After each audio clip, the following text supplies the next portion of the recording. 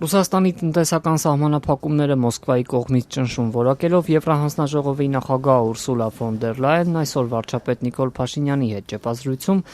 հայտարարեց, Բրյուսելը մտադիր է Հայաստանի համար մաքսային արտոնյալ ռեժիմ սահմանել, որը հնարավորություն կտա Հայաստանից արտահանվող ապրանքների շուրջ 80%-ն առանց մաքսատուրքերի եվրոպական շուկաներ հասցնել։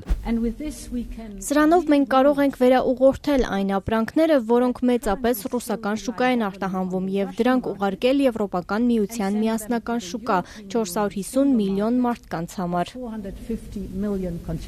Խոսքն առևտրի ինքնավար միջոցառումների կամ ATM-ի մասին է, այս պահին նման ռեժիմով եվրոպական երկրների հետ առևտուր է իրականացնում Մոլդովան, իսկ Ուկրաինայի հետ ավելի բարձր մակարդակի համաձայնություն ունեն։ Ռուսաստանի կողմից հայկական ապրանքների ներկրման արգելքի ֆոնին Բրյուսելի այս մտադրությունը սակայն կյանքի կկոչվի եւ կգործի միայն դրա վերջնական հաստատումից հետո, թե երբ ոչ Հայաստանի վարչապետը, ոչ էլ Եվրահանձնաժողովի ղեկավարը ստույգ ժամկետ չնշեցին։ Նիկոլ Փաշինյանը հույս հայտնեց, թե դա հնարավոր է իրագործել հնարավորինս շուտ։ Լիահույս եմ, որ ԵՄ եւ ԵՄ անդամ պետությունների մյուս կառույցների գործընկերների հետ ակտիվ աշխատանքի միջոցով կկարողանանք կարճ ժամկետներում ավարտել որոշման ընդունման գործընթացը։ Հույս ունենք նաև, որ այն հնարավոր կլինի ընդունել հնարավորինս սեղմ ժամկետներում հաշվի առնելով, որ բերքահավաքի շրջանը Հայաստանում արդեն իսկ մեկնարկել է։ Մայիսից ի վեր սա Եվրահանձնաժողովի նախագահի արդեն երկրորդ այցն է Հայաստան։ Հենց մայիսին անցկացված Հայաստան-Եվրամիություն գագաթնաժողովից հետո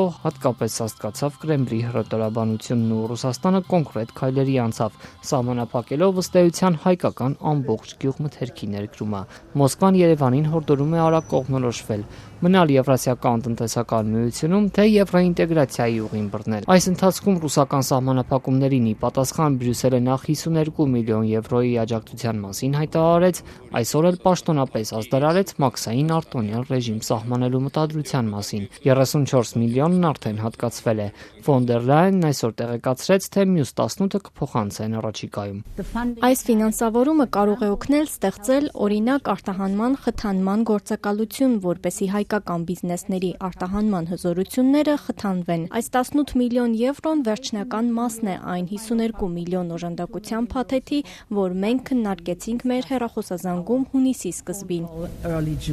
Բացի այդ, այս ամիս Հայաստան եվրոպացի փորձագետներ կժամանեն տեղական բիզնեսի հետ աշխատելու համար։ Օգնելու նրանց օգտվել բոլոր այն հնարավորություններից, որոնք Եվրամիության հետ արտոնյալ գործընկերություն կարող է առաջարկել։ Իդեպ, եթե ֆոն դեր Լայենը ուղիղ մեղադրեց Ռուսաստանին Հայաստանին ճնշելու համար, վարչապետ Նիկոլ Փաշինյանը վստահեցրեց, Ռուսաստանի հետ ճգնաժամ ստեղծելու մտադրություն Երևանը չունի։ Մենք գործում ենք մեր երկրի շահերի շրջանակներում եւ բնականաբար մենք ոչ մի միջազգային մեր գործընկերոջ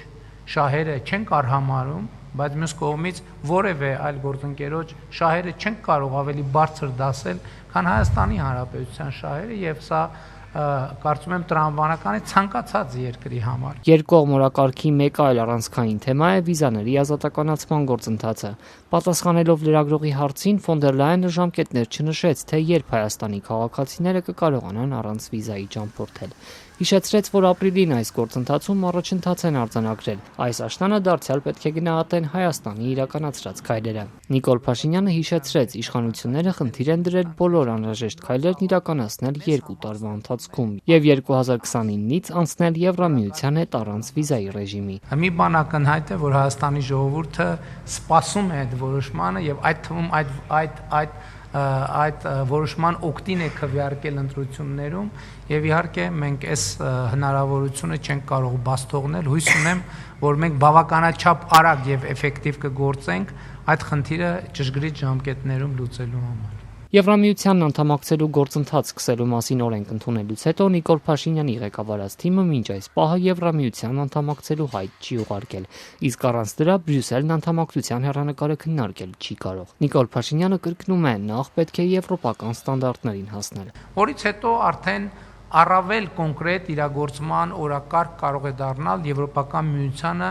Եվրոպական միության լիարժեք անդամ դառնալու խնդիրը, որը արդեն քաղաքական հարց է։ Եվրոպացի բարձրաստիճան պաշտոնյան Երևան էր ժամանել Բաքվից, որտեղ բանակցել էր Ադրբեջանի նախագահի հետ, կենտրոնանալով տնտեսական կապերի ամրապնդման վրա։ Եվրահանձնաժողովի ղեկավարը հատուկ շնորհակալություն էր հայտնել նախագահ Ալիևին գազի մատակարարման համար, Ադրբեջանին անվանելով վստահելի էներգետիկ գործընկեր։ Մենք չենք մոռացել, որ այն ժամանակ, երբ Ռուսաստանը էներգետիկան վերածեց զենքի եւ անջատեց գազը Եվրոպայի համար, Ադրբեջանն ընդառաջ եկավ։ Հարավային գազային միջանցքը իսկապես ամրապնդեց Եվրոպայի էներգետիկ անվտանգությունը եւ դա ուշագրավ հաջողության պատմություն է։ Եվ Բաքվում եւ Երևանում Ուրսուլա ֆոն դեր Լայենը խոսեց գլոբալ դարպաս ծրագրի շրջանակում նոր մինչեւ 200 միլիոն եվրոյի ներդրման մասին, որոնք Բրյուսելը կուղղի Հարավային Կովկասում տրանսպորտային էներգետիկ կապերի զարգացմանը։